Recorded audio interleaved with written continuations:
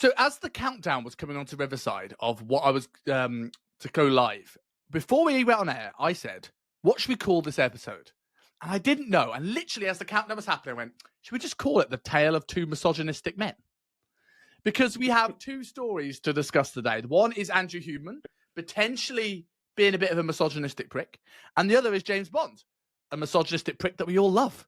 So if we start with Huberman, like for people who don't know, New York Magazine came out with this like 8,000 word article basically slamming Huberman in terms of being a misogynistic, manipulating people, or particularly manipulating women, dating multiple women at the same time. And we've seen the response to this kind of fall down into two camps. We see people who think this is a government conspiracy hit job, which is why I thought you'd be the perfect person for this episode. And the fitness industry fanboys are normally that camp. And then we see the other camp of people that feel like they've been wronged by Mr. Huberman and think that, well, he's not as in control of his life as he says he is online. So where do you fall in the Andrew Huberman topic? It's none of my business. Oh, which is a cop-out, right? Which is a complete cop-out. But it's the moral point of this story, and it's the thing we'll double back to. 100%. But if it's a cover article for New York Magazine, you'd expect, or I would expect, something huge. This guy doing what the average club 18 to 30 male and female does by dating multiple people at the same time is not groundbreaking enough to be a cover article in anything, right? It should be a derogatory tweet from the women that have been wronged, and that's about it, as far as I'm concerned. But it does obviously bring into question if someone is that. What's the opposite of trustworthy? What's the word? Opposite trustworthy? I don't know. But I would say hypocritical, I suppose. Hypocritical. If someone, can't be trusted in their personal life, does that have reflection in the other areas of their life? Their cognitive process, their understanding of what information to give, what are they holding back on, what are they lying about? Are they a compulsive liar across every area of their life? It's definitely worth considering for the average person that might listen to Huberman on Modern Wisdom, Joe Rogan, etc., and just take his word as gospel, and this is how these people rise to this fame through the fanboys. Cool. Like you've probably jumped on a protocol that might not be right for you, that might not be grounded in the deepest amount of science. Those of us who know how to dig a little bit deeper can see the forest for the trees. You can see, for an example, Tonkat Ali, cool supplement if your testosterone is already at a decent level. For those whose testosterone is shot, no amount of Tonkat Ali is going to get you there. But then there's also the Andrew Tate, things are being clipped, things are being taken out of longer form interviews.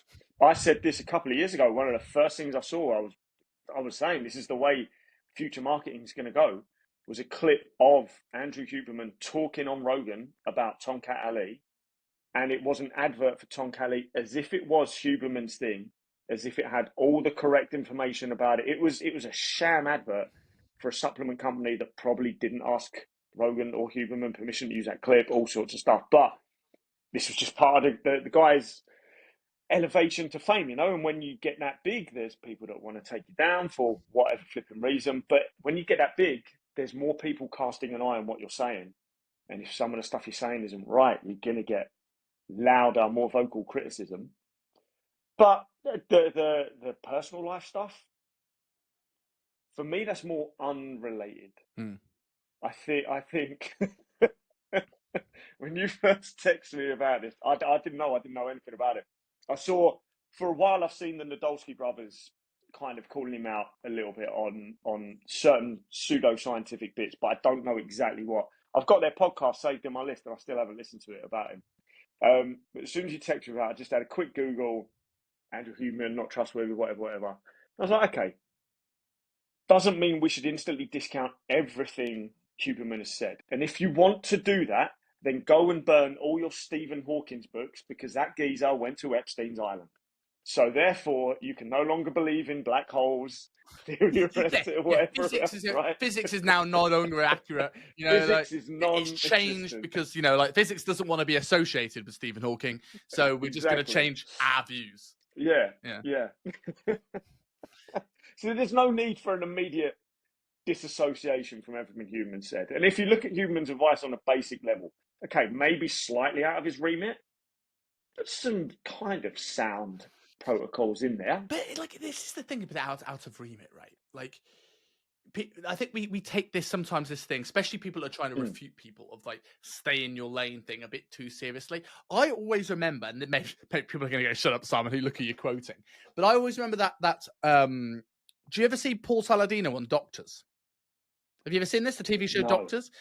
And this very, very awful host, she was like so ignorant, and she was screaming at him, saying that, well, you know, you're a doctor in psychiatry. What right do you have to talk about nutrition? And I'm like, he's dedicated the last, and whether you like or dislike Paul Saladino's opinions, and again, another person that's been heavily soundbited, because if anyone listens to Paul Saladino long form, they go, he gets to his blood work, he's open to suggestion. He's recently added 200 grams of carbs into his day from honey and fruit, and he's recently tried potatoes and rice and said, nah, they don't agree with me. He's very much this is what works for me. I'm not saying it works for you, but this is the research why I've done it. But, like, yes, okay, so he's a doctor of psychiatry. Does that mean he can never talk about anything other than the brain and any other aspect of his life? Yeah. You know, like, if you're someone who's a medical researcher, you shouldn't necessarily be practicing with clients, but it doesn't mean you can study something and not talk on a podcast about something you've dedicated your life towards. And I don't think anything that Huberman is going to say is going to come just off on a whim. And I suppose it comes down to this, like, how much does anecdotal evidence matter? Right? And this is the thing that I think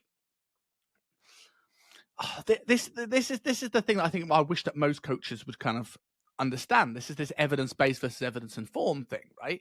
That people go, I don't believe it until the science says this, when, like, science looks at people on a bell curve and might not look at the outliers. Science doesn't take into where that individual is starting. So you see people listen to Andrew Huberman's podcast, and now they don't talk about training anymore. They just talk about ice baths. I'm like, you've gone way too far in the other direction. But on the flip side, then you have the evidence-based crowd going, ice baths ruin muscle growth. And I'm like, right, hold up. Because I see these people that talk about mechanical tension, length of range pulses, also say ice baths ruin muscle growth. And I'm like, I tell you what, if I ate perfectly in a slight surplus, trained with a perfect amount of mechanical tension, worked on my structure mechanics, did all the length of range pulses in the world, but then did an ice bath every morning, I don't think I'd be small. And that's the thing I get with this, with like sort of the Andrew Huberman thing, is that he's become a little bit of a. And I'm not saying it's right, because I very much refute this article. I think the claims are people trying to get attention, disgruntled ex-partners that are trying to get attention. But I hope in a way, like, if there's any good that comes of this, it just adds a little bit of balance, so people go, do you know what? Let me just look into this and see where my opinion sits in this. Because you should be questioning Andrew Huberman, not because he's wrong, because he's smarter than me, but because you should be naturally inquisitive. And I don't think people are. Should be questioning anyway. The fame that people achieve now can distort the messaging a little bit. So you've got let's just describe him as a neuroscientist. You'll find multiple podcasts where he is talking about nutrition, multiple podcasts where he is talking about hormones and lifestyle factors and things like that. And 100%, all those things are connected. 100%. Well, that's the thing. So I don't get you off there, but like people go like, no, oh, it's out of his remap talking about hormones or nutrition, like, and there's no link to the brain.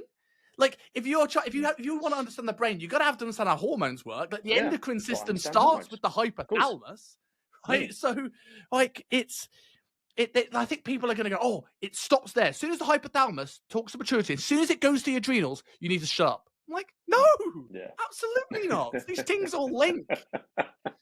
Imagine that. Yeah, there is a regulatory board that, whoa, he started talking about the kidneys. Shut him down now. Brain only, you. Oh my God, he's talking about foot health. No. Yeah, hold on. He's talking about pecs. They're a little bit too far south. Get back up there, boy. Get in your lane. It is interesting to ponder this. That okay, he probably Rogan or whoever he's been on, you probably could have got a better person, more knowledgeable and practiced person to talk about endocrinology or certain nutritional things, or but in a way, in terms of his actual field, yeah, there probably is no one better to actually get on who's out there who is confident explaining on both a high scientific level and a dumbed down level for the average person, me, to understand. But obviously, there is same with everyone. Stuff has to be called into question. Jordan Peterson doing a ton of podcasts on climate change. Now, it doesn't mean he doesn't understand what he's read, the information he's taken, the experts he's spoken to. It doesn't mean that what he's saying isn't relevant. But I think there is this not necessarily conscious or agendaed drive to be like, well, I've got to do this to stay relevant, to build my audience. I know about this. Why the hell wouldn't I go on this podcast and talk about hormones or climate change or whatever? And it builds the brand and it holds them up higher. And obviously, the higher you go, the bigger you fall. Not that I think this is going to be a fall in the slightest, but very interested to see what happens next. He's not even commented on this stuff whatsoever. He doesn't really He shouldn't. need to. Doesn't need to at all. Shouldn't. If we get a Liverkin style Hollywood apology video, I'll be super, super disappointed. But I don't think we will. Mainly because, the geezer seems to be kind of grounded on that TRT level rather than highly emotional Liver King spikes of up and down testosterone needs to do. So he's quite grounded. I'm so intrigued if it actually makes him more popular, because if we start looking at, like, I don't know what his following is, but I would argue that it would skew male, right? Yes, yeah, sure. And again, times are changing, and we've had many podcasts about the situation with men and things like this. But if anything is the same from when I grew up, finding out your idol is also a man that has the ability to be a womanizer and every girl loves him would only make him more popular with young men. They're not going to go outrage. He's every 17-year-old boy's dream. A smart guy that understands health, in good shape, that has a life a bit like Action Man that all the girls love. It's like, people are just going to love him anymore. Like, the thing I've heard a lot from the people who sort of buy into this article is refuting him is like, well, he's not as much in control of his own life. So like almost like he's a bit of a hypocrite. Like, he's clearly, these things on his podcast can't be true because he is he's not in control of his relationships. So how can he say this is how you can control your brain when you're not in control of your brain? And I look at that and go, well, like, who is perfect? Right? Like, does the fact that I'm a little bit out of shape right now, does the fact that I've not been to the gym this week, does that mean that all of the years of experience and knowledge that I have is pointless? Does that mean I'm now wrong in everything that I stand for and everything that I'm with? Do I have to be chronically 8% body fat to be right or relevant? Does a therapist not have right to be sad? Does a accountant not have the right to make a big purchase? Does a doctor not have the right to get ill? Right? It's this double standard we see in the fitness industry, and it really is in the fitness industry, right? No one questions an out-of-shape doctor, but this double standard where everyone expects people in the health and wellness space.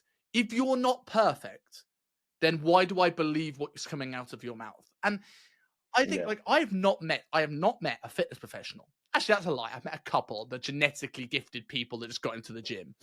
But 90% of the fitness industry got into it because they struggled with something. They struggle with their hormones. They struggle with their mental health, so they got into their brain. They struggle with their communication, people, so they got into psychology. They struggle with building muscles, so they got into the gym. Like, the people, the reason why these people become popular and famous is because of that journey. Batman lost his parents. Daredevil went blind. Peter Parker was bitten by a spider. It's the pain that pushes people forward. And then for you to go, well, 20 years ago, he clearly wasn't balancing his adenosine system because he slept with another woman while he was in a relationship. And I'm like, do I condone that? Of course not. He could be a dickhead. But, like, that's fine. If he's a dick, lots of people are dickheads. It doesn't make them wrong.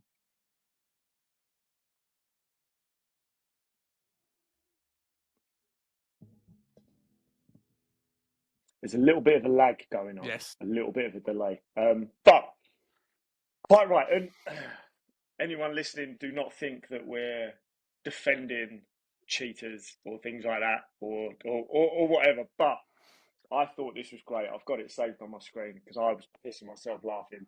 Just doing a little bit of research behind it because I didn't understand the full story. I'm not going to read that article either. But this was great from the Guardian of all places. It was quite defensive of him almost, where you think, right, okay, if the guy has not got this shit together in this area, he can't be trusted to have his shit together in this area. And if his brain's not making right decisions here, how do we know it's making right decisions here? This was great. On one hand, people have joked that Huberman's cheating is proof that his protocols definitely work. I mean, what normal person has the energy to date 6 different women and hold down a successful career? You need superhuman levels of energy to do that. Even the women he cheated on seem to have a grudging respect for his logical skills. One has written, the scheduling alone. I can barely schedule 3 Zooms in a day. That could be his next podcast, couldn't it? Like, amazing. how to diary management with Andrew Huberman. Oh my god! But, yeah. So I thought that was quite funny, but it's still very relevant, right? Can fame change someone? Was he necessarily saying wrong things previously earlier in his career? I don't see any evidence of that. I don't see anything that he's promoted being called out as blatantly false. Someone said something about sweeteners, but I don't know exactly what he said about sweeteners. Maybe a bit of alarmist stuff going on. I don't know. But when you look at Lane Norton's been on his podcast, Lane Norton would call him the fuck out. He's been on obviously a couple Hubermans, a couple Rogans. Like, the guy's exposing himself to be taken down scientifically. And so far, the biggest thing that's taken him down is about his personal life. Yeah. I think when you look at this as well, like, the artificial sweetness thing, we're still an emerging science. Science is often like 10 to 15 like years behind reality. So what we know now about, let's say, artificial sweeteners might be totally different in 15 years. So a lot of Charles Poliquin, we've spoken about this in previous shows. Poliquin, a lot of stuff now has been proven right long after Charles has gone. Yeah. So I like, and also like, you can have an opinion and interpret the research in different ways. Researchers said this. A lot of people who don't know how to read research go, look, study says irrefutable proof. I'm like, well, let's look at how the study was done. Let's look at how long the actual study went on, how many participants there were. Is there any like confounding variables?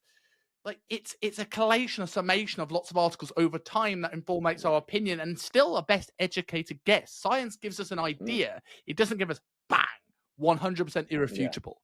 So I think we look at this as with an overly too critical eye when we could not do what he does. And I've known people call out Huberman, like smart people. Lane Norton did it, right? And he was very open to find out where he was wrong. And like, that's what we should be looking for. We should be looking for this beacon of perfection in our idols, because like, it doesn't exist. Like, anyone that sits there right now, listen to this and goes, well, he's a hypocrite. And I'm just like, well, okay. Are you perfect? Have you made mistakes? Have you done things that aren't relevant to your career? Probably. Does that mean that you should not be respected, not listened to? Does that mean your opinion is invalid? Absolutely not. And that's the thing that my biggest thing is this, is like, separate his personal life is personal. Unless he does anything criminal, right? Then maybe it's a thing of public opinion. It doesn't mean I condone it. If he's a dick to women, do I condone his life? No. But it doesn't change his professional opinion. I remember, I obviously won't bring names into this, but I remember, I think we spoke about this before, and this is the opinion of the way people react to things, of this very clickbait emotional connection to these kind of stories, is I posted a We Need to Keep Women Safe video after the Sarah Everard case a few years ago on my Instagram.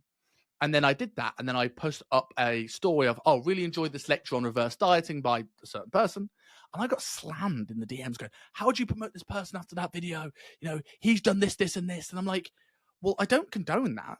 But it doesn't mean he doesn't understand reverse dieting and he doesn't have knowledge to offer. Like, these two buckets are separate, right? People are amazing people professionally and can offer great advice, and can be awful human beings in private. There's things about Jonathan Van Ness being a bit of a an angry diva, which doesn't really surprise me, and lashing out to people, doesn't mean I'm not going to watch Queer Eye. It's still fun. I still like him on the show, right? Like, how many actors are dickheads in real life? Doesn't make him a bad actor, right? Like, so it's, I don't know why in the health space we've had this very much different opinion that people should be absolutely living how they say. And I've also heard people like really try and clutch at straws that they want to take him down. Like one was like, well, he had someone on his podcast that wasn't a clinical researcher. They just had a course to sell. Again, does that make everything I say stupid because I've got a course to sell? I was like, not everyone's going to be a researcher, and not every bit of good information comes from a lab. John Meadows, Charles Poliquin, right? These people made, these people built their reputations and built their of anecdotal in the trenches work, which is as important. Yeah. The crabs in a bucket, tall poppy syndrome is so rife, and again, it's a British and American phenomenon, right? The number of people that jumped on social media to criticize Poliquin's death. Oh, that shows his fish oil protocol didn't work.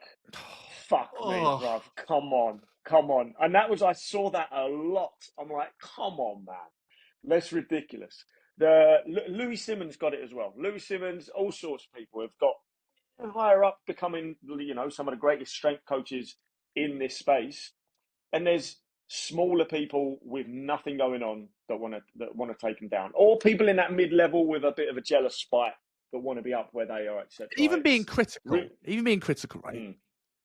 If you're looking at Charles Poliquin's untimely, way too young heart attack and death as his fish oil protocol didn't work, or his cardio recommendations are whack, and I'm like, if you can't read between the test prop line, right, and look at the anabolic steroids and look at the amount of muscle mass for a very small man frame wise, like it shows you are not in a position to be making such, even though it's completely disrespectful. Let's put that in a bucket for 1 second. If you can't read between the lines that there's other confounding variables here, you don't know what his family history is of heart attacks. Like even if I believe that, I don't know the variables to put that horrible message into the universe. And it's a weird world, the fitness industry. Like, especially these days, we are in a very much a takedown culture. It's the reason why I kind of wanted to get ahead of this. Like how long on your Instagram scroll do you see someone? Do you have to scroll for someone to be slating Eddie Abu? Like, it's people's marketing these days. I did a reel yesterday. I did a reel yesterday of like, look, like, if you really hate Eddie Abu as much as you say you do, don't promote his page. Unless it's not about the fact that he hates him, and it's more about you want to piggyback off his audience, which is fine. It's the Instagram game. I get it. But own it. If your videos are there to say, I have a moral high ground, his idea is stupid, then you're kind of a bit shady. And before anyone goes, Simon, you've done a reaction video to Eddie Abu, but if you notice, the first half of that is entirely me saying what I like about his message. It's not call out culture. It's funny because Eddie Abu was made famous by the fitness industry, promoting his videos, doing their reactions, doing their criticisms. That's what made him bigger. Most of my friends, very active on social media, do not know who he is because they're not personal trainers, because they're not living in the gym, they're not watching coaches and things like that. And in a way, you could say we're also responsible for people, or responsible for the rising fame of people like Andrew Huberman, because suddenly here's a reputable guy talking about magnesium. Here's a reputable guy talking about sleep, and look at he's obviously on TRT as well, of course, quite openly on TRT, and for his age, he looks pretty goddamn good. I wouldn't mind looking like Hugh. There was a great. I have to interject slightly, sidetrack slightly. I want to say it was called. I can't remember who wrote it. Save my life. I want to say it was called An Ode to Andrew Huberman. When Andrew Huberman was on Cameron Haynes' podcast, where he takes them out on his ranch and they shoot and they run and then they ruck to the top of this mountain carrying a rock. And Huberman gets to the top and he's topless and he's got his tattoos out and his chest hair and his beard.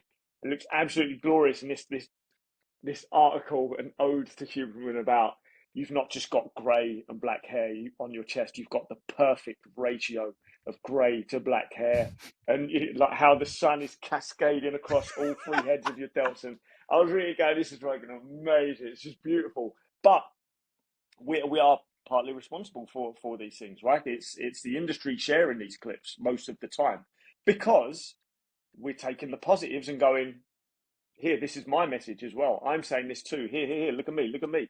I talk about magnesium as well. Here's a reputable guy. Why you should listen to me.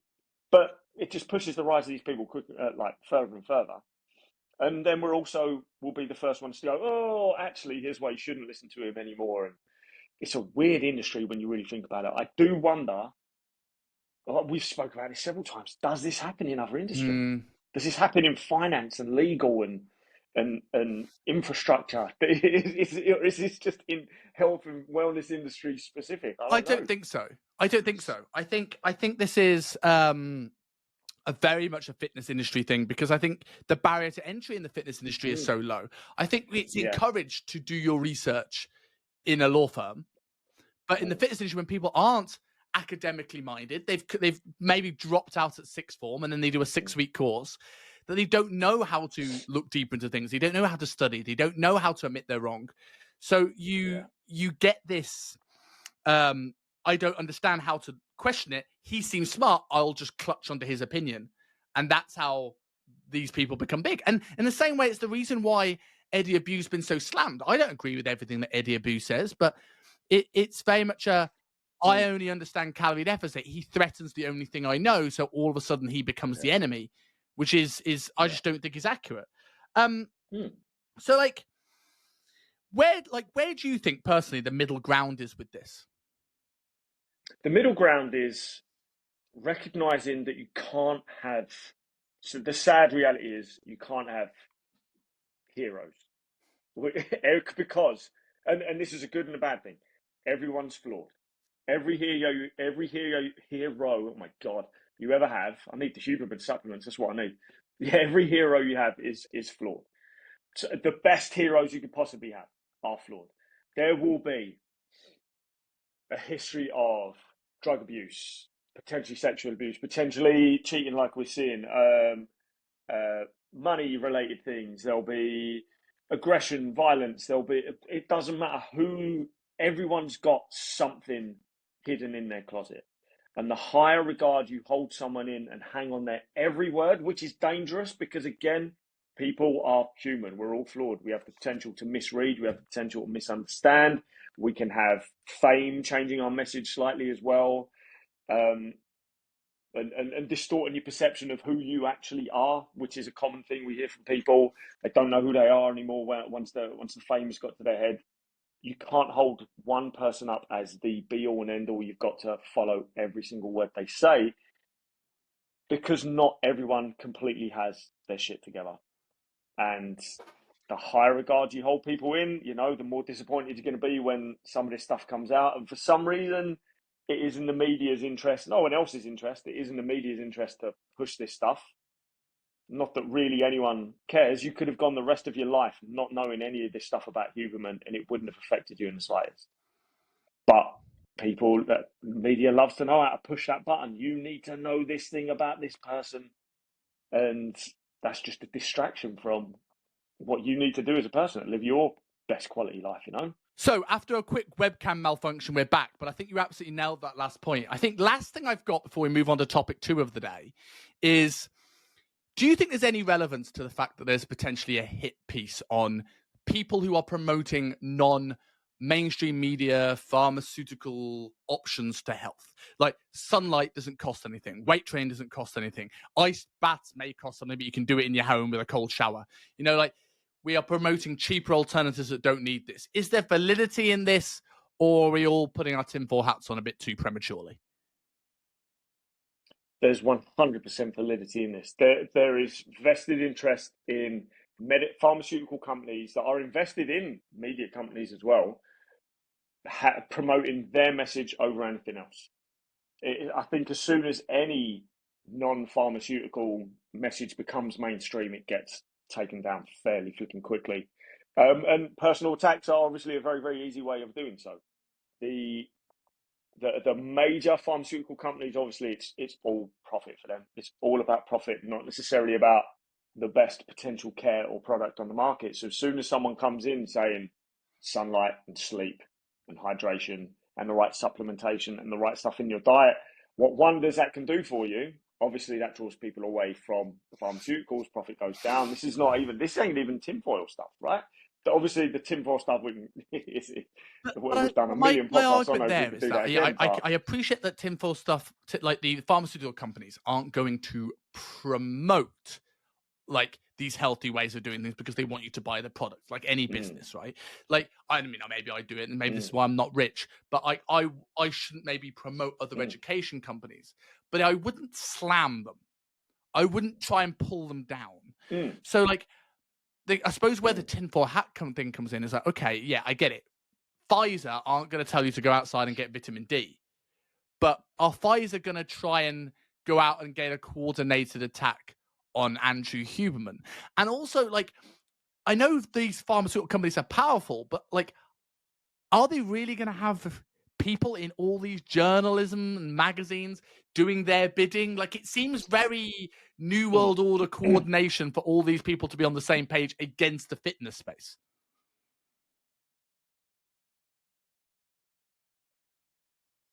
It wouldn't be hard at any point, anyone could do this, to find out the Google search trends of Andrew Huberman supplement protocols, things like that. So in terms of, pharmaceutical companies having people in the media, etc., the media is its own machine. The media needs its own sales as well. So when they might be thinking, "Fuck, what the hell do we write about today? We need a cover magazine for next month. What do we do? What are people talking about? Google search trends. Andrew Huberman. What can we find about you?" Didn't some woman write to us one time saying she was his ex-girlfriend or something? They did actually go then hunting for the article, whether it's just for the journalism, because they reached out to all these ex-lovers and partners.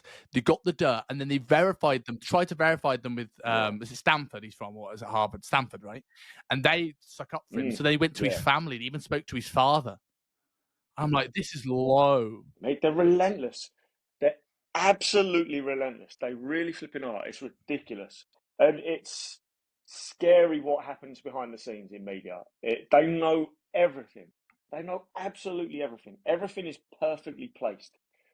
Harking back to more, when we read actual print, actual newspapers before it all went digital, but digital makes it even easier for them. Every advert on that page is designed based on how much they're bidding, obviously, but what story's on that page as well, and how that story is likely to make you feel. Because they know if you feel angry, you're likely to buy this. If you feel sad, you're likely to buy this. If you feel happy, you're likely to buy this. This person saying thing in this article might trigger you to think, "Oh, I haven't had a holiday for a while. Holy shit, there's an advert for cruise ships. I'm going to go on a cruise." They know everything, and there's more data now than ever to make. And now they don't have to worry about that one advert in the tiny paper. That advert can be seen on your phone for months until you buy on it. They know absolutely everything, and they know everything about everyone. If the skeleton's in your closet, they'll be so easy to find out. And this is what I've said for so long, since the whole Edward Snowden stuff. No one cares about their privacy anymore. How many people are just clicking yes on cookies and terms and conditions and all this stuff just to get it off the screen quicker and sign up to the latest app, the latest AI art thing, so they can put their filter on Instagram? You're just giving more and more data away, and you might think that it doesn't matter. And for the large percentage of people, it doesn't matter. It really doesn't matter. But everything's out there. So if you do ever make it big and you've had several affairs, or you've got illegitimate love childs, or you've been, sex trafficking to Epstein's Island, if people know about it already, there's just no interest in them putting that information out there, because you're nobody. It really doesn't matter. But as soon as you become somebody, suddenly that story becomes profitable, and then they decide whether to use it or not. Here we go. Yeah. So we got So yeah. I agree. So do you think there's going to be other things coming out about Huberman? Is he going to go through the Tate thing where they try one thing and they fail, so they try another thing? This will be why the repeated focus on Andrew Tate. I'm not sure. I think it's more because of how much influence he does have versus someone like Huberman. I think this will go the way of Russell Brand. A few months will be like, what? Just carry on. People who loved Russell Brand still listen to his podcast. People who love Huberman will still listen to Huberman's appearances. Do you think I could be wrong. Because at the moment there's nothing criminal, right? So he'll be on YouTube. There's no repercussions of him. So he's just like making people just gossip in the background. Like, do you think there'll be a point where perhaps they'll like something, maybe an ex-girlfriend will come out and say something a little bit more underward, and we start to see YouTube start to move from the platform? Yeah, you never know. Because at the moment, as far as I'm aware in the article, they've changed everyone's names. Oh, interesting. All the ladies' names. As far as I'm aware, I could be wrong on that. Don't quote me on that. But obviously, that's how a story can progress. We've changed their name to protect their identity, but now they want to come out and say their thing. And here's our exclusive, well-lit 4K interview with. Okay, interesting. You know, if there's interest, if there's continued interest in that, you know. But again, don't quote me on that. I could be wrong. That could be their real names in the article. I don't know. I can't see this. This one for me hasn't got legs. But I don't know. Like, Russell Brand, that was a Channel 4 documentary. I don't think we're at the end of that. And suddenly everyone's opinions. I think the storm is building. I still think, I said this 10 years ago, I still think with Russell Brand, the biggest thing that's going to happen is he's going to claim he's the return of Jesus. And that's probably going to happen within the next 2 years, I reckon. Because he started talking about Jesus more. And then he's going to come out going, actually, I don't know. Yeah, maybe more with Brand. Yeah, I think Huberman's maybe enough under the radar. He's still very niche, where I think Brand and Tate are very mainstream. Like things like again, I'm not saying that this isn't true, but like the recent arrest of Tate came after he said, "Oh, I will tell all my story when I don't have it." I was like, and then 24 hours later he's arrested, and it's probably a coincidence, but it's like, oh my, that's a coincidence that's so weird. Yeah, that's about. I think there's only so many coincidences that can happen, right? Before you see repeated actions based on certain behaviours, it's a bit odd. And really he was disappearing. If they there's the thing with this. Like, this is why I think that they might have something on this one. I don't know, and I don't want to make this a Tate podcast, but it's like, it's if they'd have shut up, like, people aren't talking about Andrew Tate like they were a year and a half ago. They absolutely weren't. So regardless, you could have just let him be trying to recapture his fame, and you never would have got it. Yeah. So like, this extra arrest now put him back in the public eye. He's now the top person on Google again because of this recent arrest. Yeah.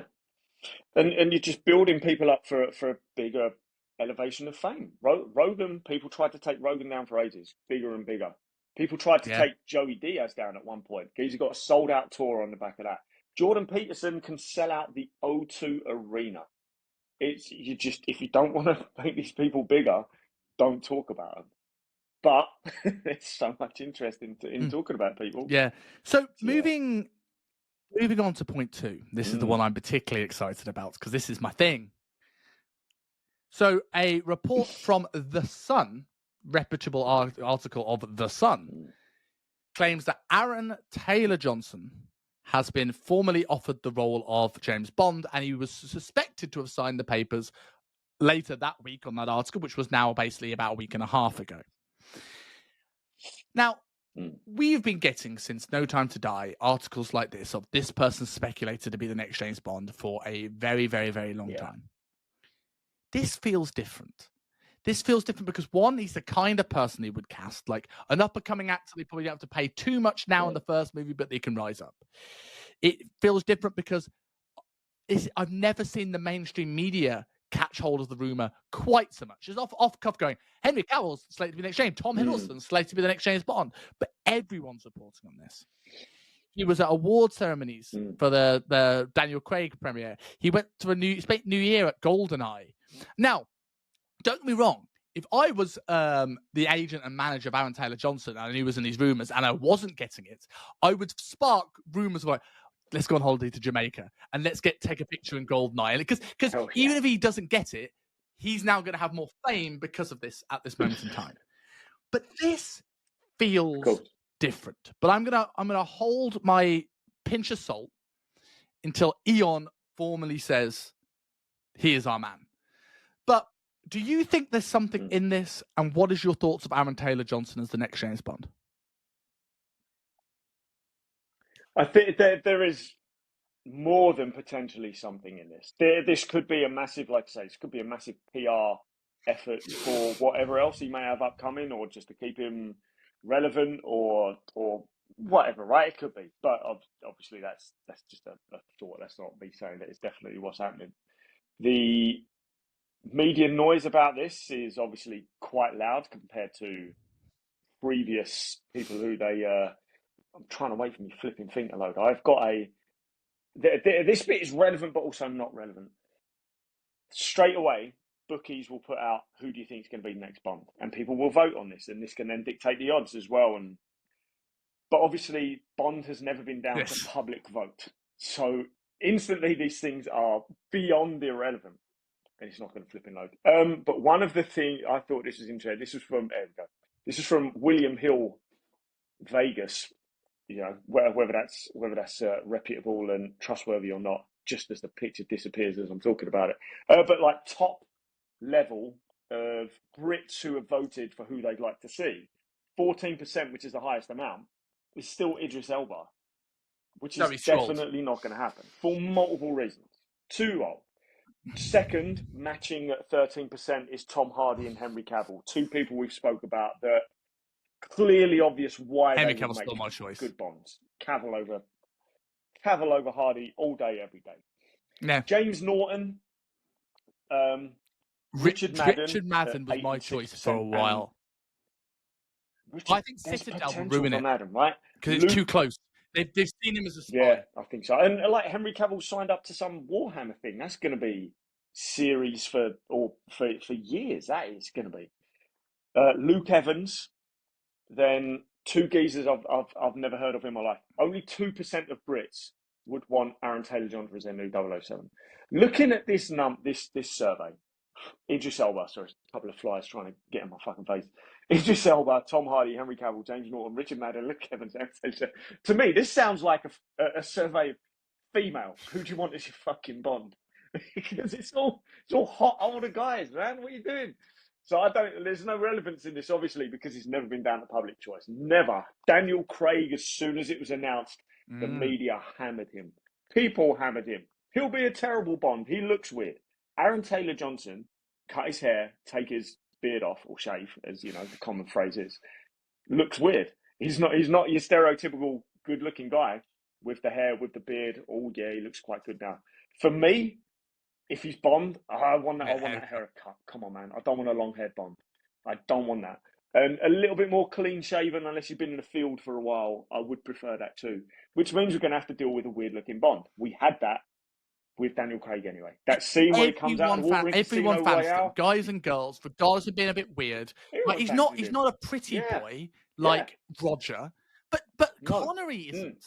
Yeah. Right, like, so it's this sort of like slightly more rugged, hard look. I think he can pull off. I'm a big fan. I'm a big fan of the casting. Yeah. I think it calms the God. This is the cancel sentence of the day, but it calms the female of color Bond that we were that I was oh God, don't. I'll tell you something. Like, I want part of me wants the casting because I just don't want them to ruin the franchise. So I don't care too much as long as it fits. And I'm not, my parameters aren't what white male wasp, right? Like I could take an Idris Elba, although I think he's a bit too old now. Now you've killed off Bond. You have room to ethnically diverse the character, right? Which I wouldn't have agreed with prior to No Time to Die. But now you've killed him off. You can make a story for this. You can make a link. But I think the changing the gender would just change the movie too much. You just do your own standoff. But with Aaron Taylor-Johnson, if you just watch Kick-Ass, if anyone's watched this going, oh, it's that guy from Kick-Ass. I get it. I understand. That's what was my thoughts too. Go and watch Bullet Train. Have you seen Bullet Train? Bullet Train. I haven't seen Bullet Train. Mate, he is Bond. The last film I saw him in, not really knowing who he was, because it's not a major part of it, is Tenet. when I googled the name, who was this guy? Yeah, I remember him. And I was pretty cool on that as like an action military man. Not really evidence of being Bond, but then look at Daniel Craig, look at Pierce Brosnan. We don't see prior evidence where you go, Layer that's cake, why I he got Bond. suppose, with Daniel You Craig. don't really see that. Maybe, yeah, maybe. But like, I don't Apparently, it was need a that. period I drama just need that a made good Barbara Bond Broccoli film. want Daniel Craig. She saw him walking as some sort of like king. Yeah. Was it King Lear? There was some sort of like royalty piece that he played in this period drama that she saw him walking down this corridor. And she went, "Oh, he's got swagger," and that's what's made her decide that. But like, mate, Bullet Train. Very different movie, but he looks good in the suit. He has presence. He can deal with the action stuff. He's charismatic. Obviously, that's the writing as well as the person, but you can pull that off. He wouldn't be my first choice. I wouldn't choose him as Bond necessarily, but I would be very, very happy if Eon came out tomorrow and went, Aaron Taylor Johnson is the next James Bond. Very happy. He's not completely unknown, but he also is a relative unknown. So why would more than 2% of Brits vote for him, right? Maybe that 2% of Brits are all people who have seen Bullet Train and gone, oh my God, he'd be amazing as fucking Bond, right? And that's why he's in that survey. That survey must have been done ages ago, I'm assuming, and this news is only just kind of recently coming out. The thing that worries me more is not who they will get to play Bond. It's what are they going to do with the film? Is it going to become because and again you get people talking about Bond. There's fake news articles out there. There's you know ramping up opinion and all sorts of stuff. So one of the first things I saw when I googled this was the odds of who will be the next Bond girl. I'm like, I can't imagine for a second they're even looking at who the next Bond girl is, right? But obviously, the media obviously are. One of the things I only found out who this lady was today. Oh yeah, Sydney Sweeney. I haven't heard of her can before, see right? I can see it being 5-2. I can see it being a Bond girl. 5-2 odds of being the next Bond girl, and it looks like let's say that is the case. It looks like that maybe they're going back towards that classic Bond era of a hot blonde. Maybe she'll be in a bikini, maybe she won't.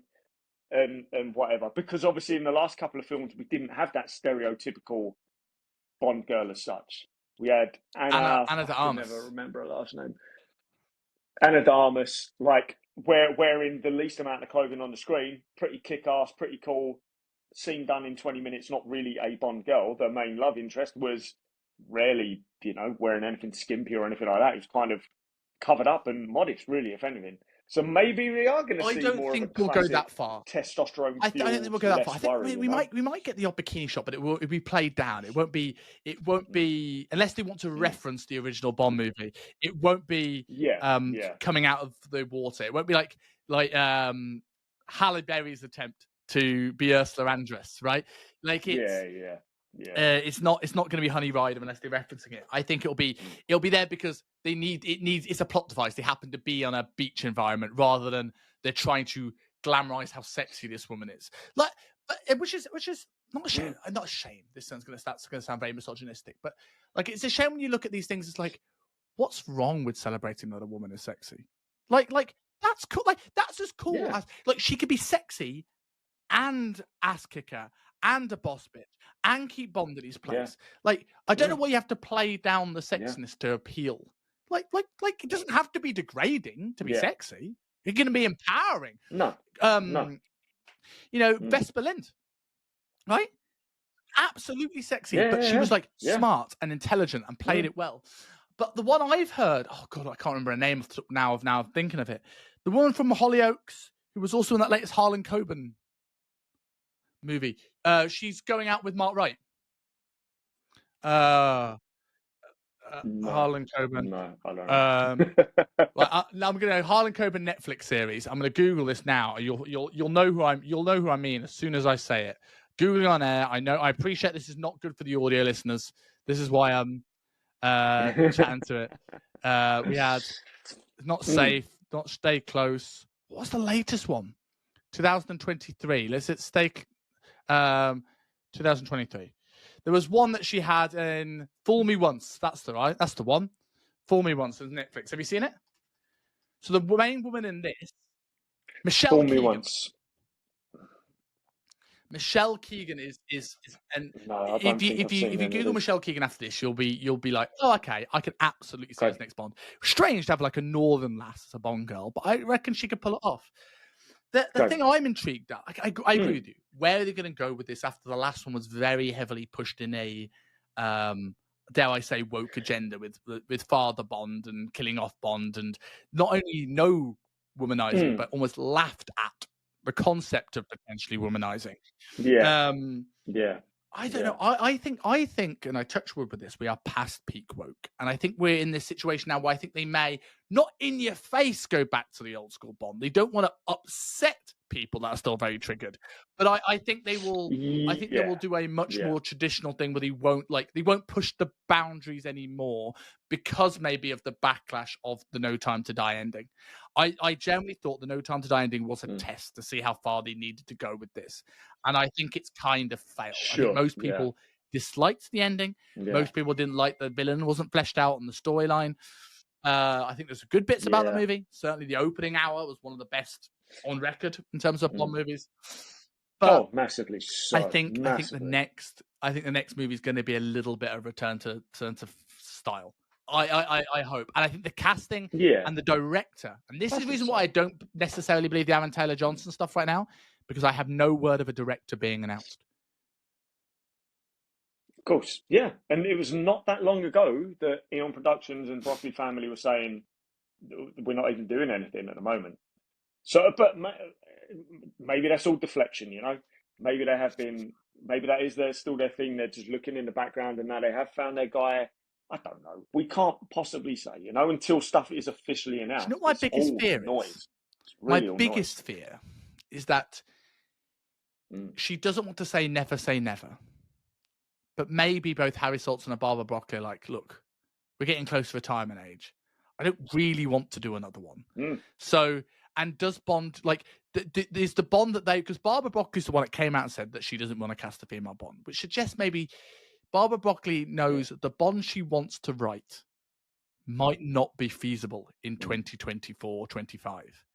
So maybe she's kind of saying, look, unless I run out of money, unless I need to, this is the end. We've given you we've killed off the character. Why have you automatically assumed there's going to be a Bond 26? There's 25. Like, the 25 is a perfect number, right? Like, my biggest concern, and this is the reason why I want an announcement of an actor, because I just want proof that they're doing something and that this is just not the end of the franchise. Yeah. But I could see it. Yeah. It realistically could be the case. Realistically, that maybe exactly that. They just haven't figured out, can they do another one? Well, let's sit and plan because we don't want to do this on a whim.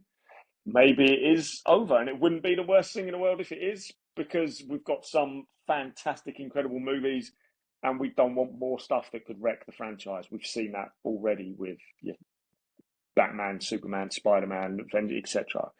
So, you know, maybe that is the perfect way to end it. It was just, you know, not the greatest way of killing him off. It would make me feel better about them killing him off if they did end it. Like, as much as I don't want them to end it, because I'm a fanboy, if they killed him off, then it's like, right, okay, cool. I understand that. Like, we have a start and a finish. But they bounce back from die of the day. The thing about Bond, which I think it is this evergreen, lifelong thing, is that it's still very much other than the Daniel Craig era, which kind of reinvented the wheel a little bit, they're quite standalone movies. There's a continuity, maybe not anymore, but it's a very loose continuity, which makes me think that there's got to be another one. But who knows? I want a casting to know there is more. we could still be surprised, and this is where I'm going to put a cat amongst the pigeons. As I was finding more about Aaron Taylor Johnson, most articles referenced his wife, who I didn't know who she was. Yes, she's a director, okay, and has done some big things, and I'm sure she's amazing. It's fantastic. But some years ago, using Daniel Craig, she directed a short film called James Bond on International Women's Day which was Daniel Craig changing into a dress.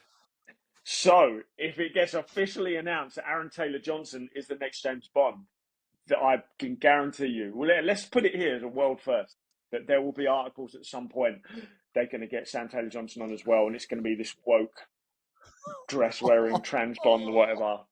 You know, it's not. Dylan Of course it's Mulvaney, not, the but I next reckon James that's gonna Bond. come out.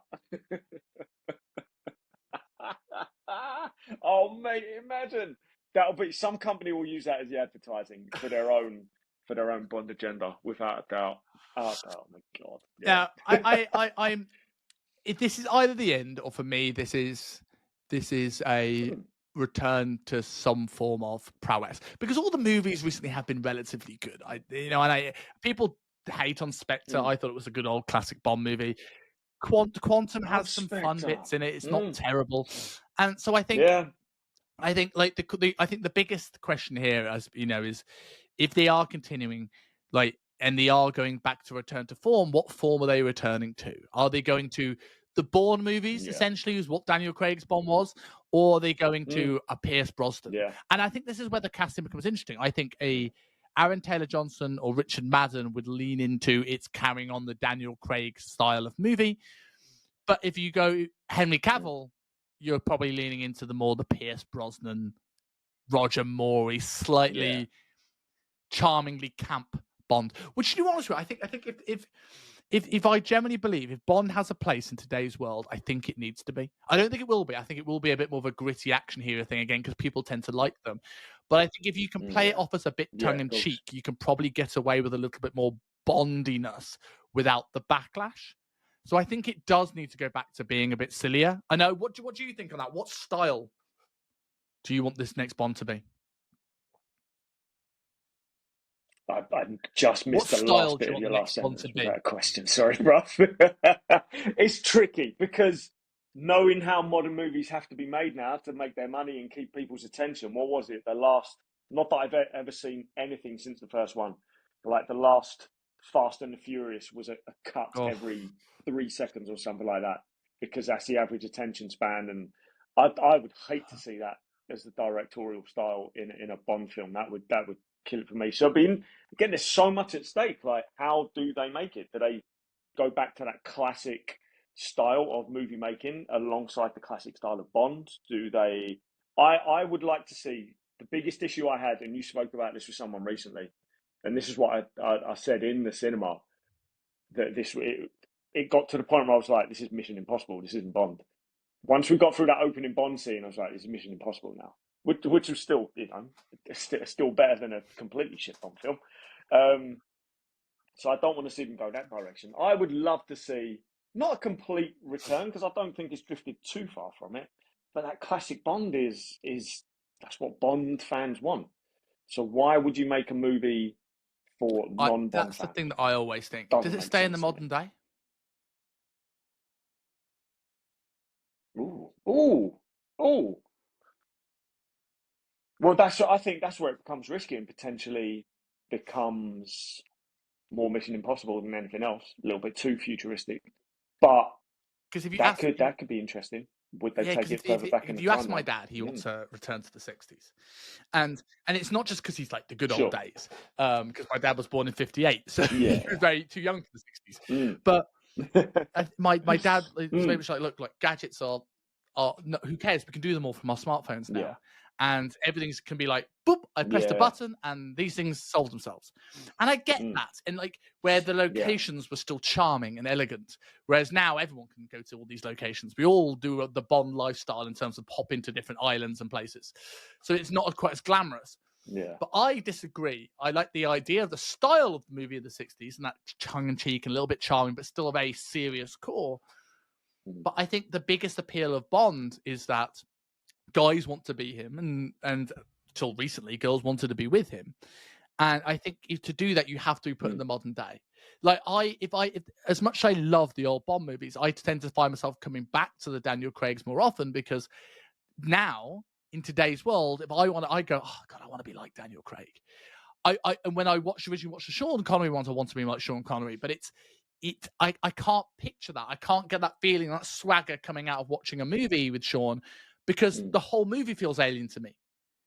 You know, so I think it Mm. has to stay in modern days to be able to capture this new generation of audience of kids that want to be like him. I watched the Bond Experience YouTube channel, and Dave Zabiskie, the Bond Experience, talked about like he was a big fan of Daniel Craig because they are the same age. So when he got the role, he's almost grown up as an adult, like in his mid-30s, up into his 50s. Yeah. He's like, he's seen the James Bond evolve and feel like he can embellish that character. And that's when he became famous, because he was a very rich guy that bought all the cars and the clothes and the watches and just basically tried to live vicariously through it. And like, so I think it has to stay modern day for people to resonate with it. But I think it's interesting. Anyway, man, I think we've set the world's to rights on one end and speculated on the other end. So to finish off, if you could have one person play Bond and you could have one director to play Bond, who would it be? Oh, the director. Oh, that's a great fucking question, actually. I don't know. I like, based on his own feelers that he's put out there, that he would love to direct one. I wouldn't mind giving Christopher Nolan a chance, but he can't make a Christopher Nolan movie. I agree with you. Okay, that's my only prerequisite. Don't need Zimmer on the soundtrack. Well, Zimmer did a good job last time. It can't be Christopher Nolan. Did a good job, but let's give someone else a chance. I agree with Nolan.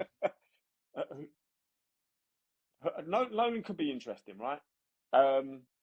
Actor, I just still have. I think there could be an amazing Bond experience having Cavill in there. You watch the Man from Uncle, I want to see 5 movies of this. And I know Man from Uncle was set back in time, but let's say a modern take on that. I think he's built to play it. Who sings the theme tune? Who would I want to sing a theme tune rather than who I think would sing a theme tune? Who would I want to sing? I'm intrigued to know who you think will sing. Oh fuck, man! Oh, this could go on. Let's go with female. Let's go with female. Actually, that's a terrible choice because there's only a handful of female singers I like. Fuck. Oh man, I don't know. What Adele, you go Adele first again. I think Adele again, or Billie Eilish again. I think both of those are very good.